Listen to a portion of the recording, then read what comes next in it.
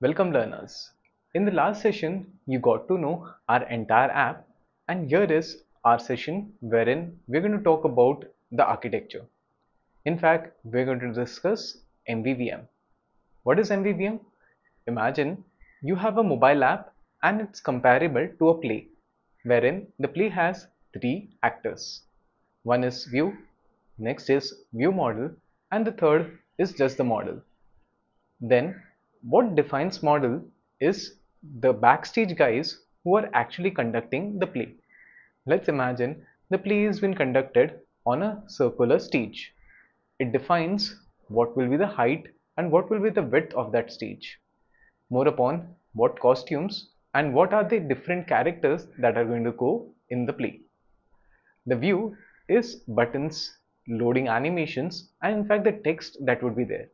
Hence, the view you can compare to be the costumes into your play.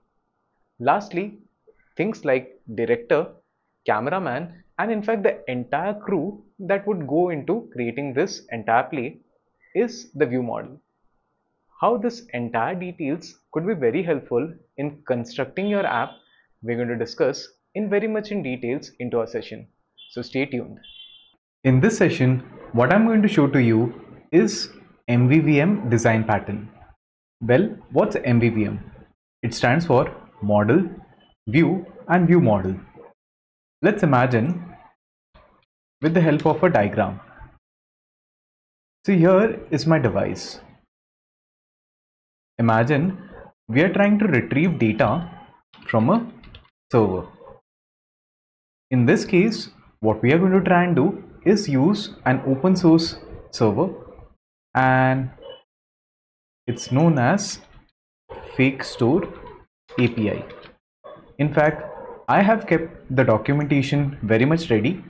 So this is the Fake Store API GitHub repository, and you can try opening this URL on your Chrome or any browser.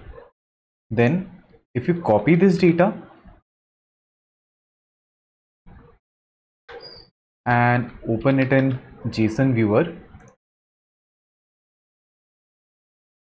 you'll notice that this has got 0 to 19, which is 20 products onto the API. Now I'm going to begin with very basics. So this entire data, like you see, this backpack, the price of it and the description kind of resembles an e-commerce website. Let's say if I try even opening this URL, you'll notice it shows the product that is been there. For example, in this case, it is the men's casual t-shirt. Well, what do I understand is few developers have actually created this API and we can use this without any permissions. That gives me the benefit of teaching you of how to get the data from the server. So look over here. Here's my device that is going to go and request the server to get data. Once this server replies back with the response, then what I shall be doing is displaying this response onto my app. So look over here, I'm going to change and put this as a request, which kind of resembles that an app is going to make a request to the server and the server is going to give a response to the app. That's exactly what is known as an API, which stands for Application Programming Interface. Well, many people also call it as web services. Well, they mean one and the same thing.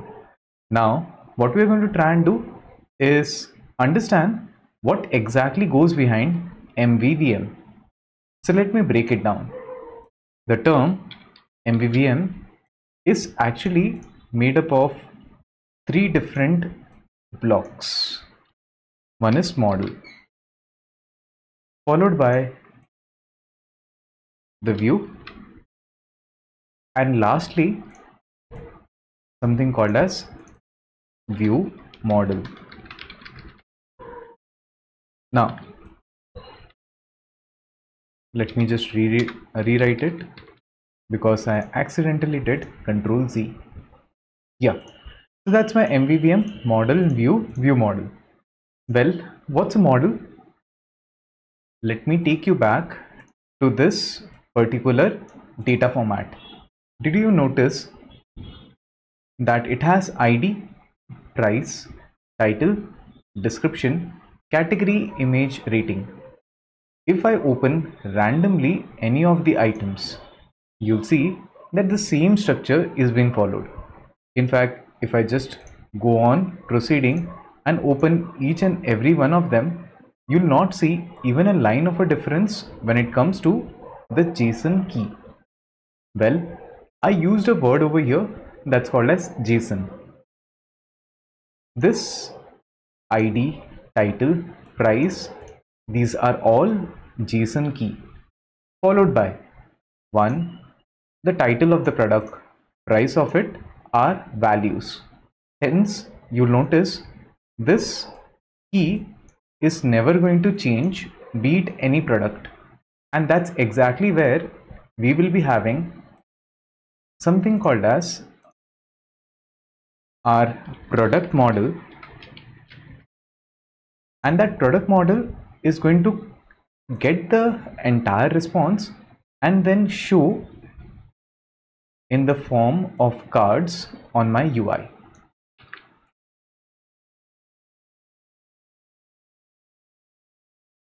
This is going to be as you would have seen any e-commerce website to work.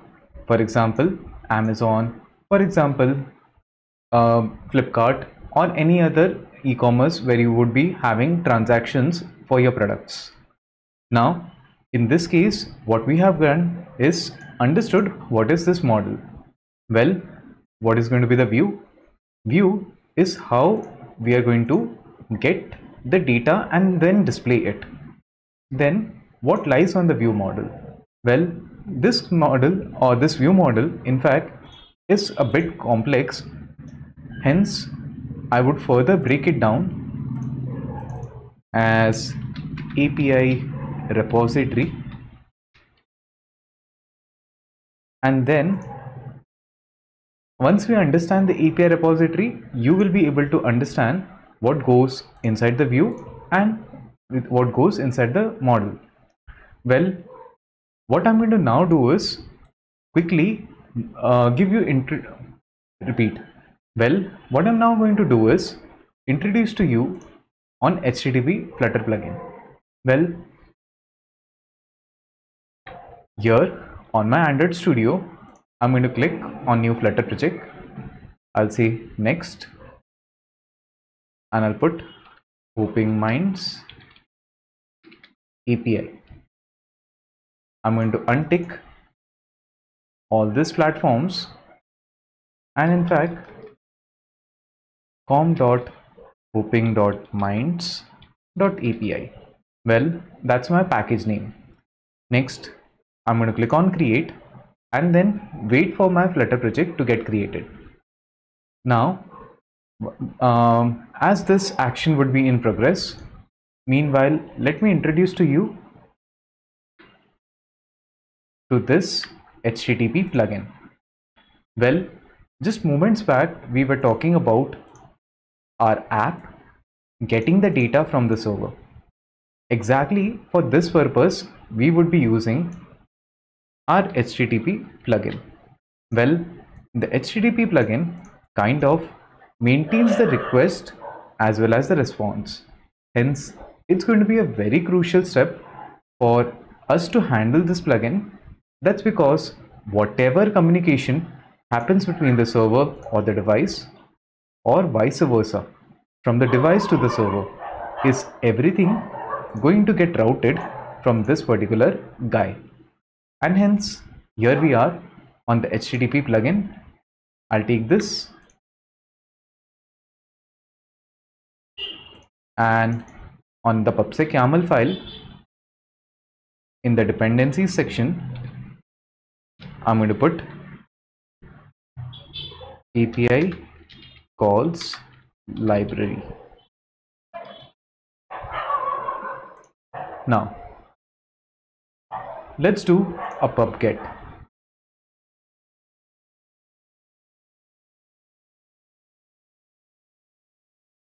Yeah, as it shows process finished with exit code 0, rest assured I'm able to sync the entire HTTP library on my local device.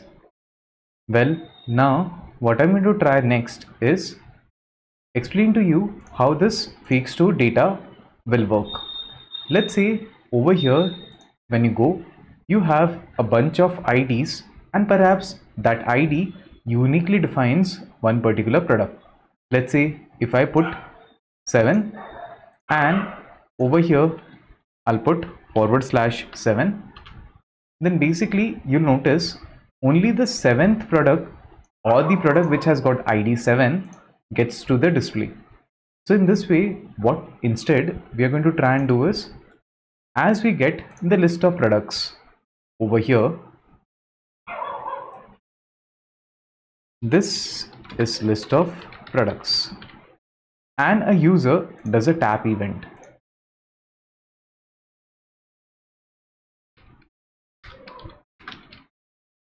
Then what I'm going to try and do, display only one particular product with a complete description onto a next page.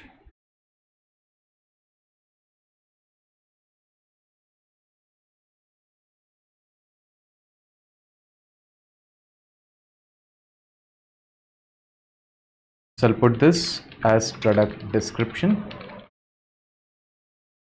and I'll have this product description screen. Well, in this case, I'm going to create a multiple screen app in which I'm going to show to you even how to send the data from one screen to another screen. Like over here, let's say you select product ID 1. In that case, once you tap on 1, details for the first product shall be displayed. So on and so forth. If you select product ID to be 3, in that case, the third product details gets displayed on the product description screen. All we are going to try and do with the help of this open source server. Hopefully the entire demonstration wherein we tried to explain to you how your app goes to the server, picks the data and then gives you a response that is going to be displayed onto the mobile app was explained very beautifully in the session. Now going ahead, what we're going to discuss is how to create our MVVM code, and we're going to begin with model and a repository. What are they? What goes behind the fine tuning of our architecture is going to discuss in more details into the next session. So stay tuned and keep learning with Hoping Minds.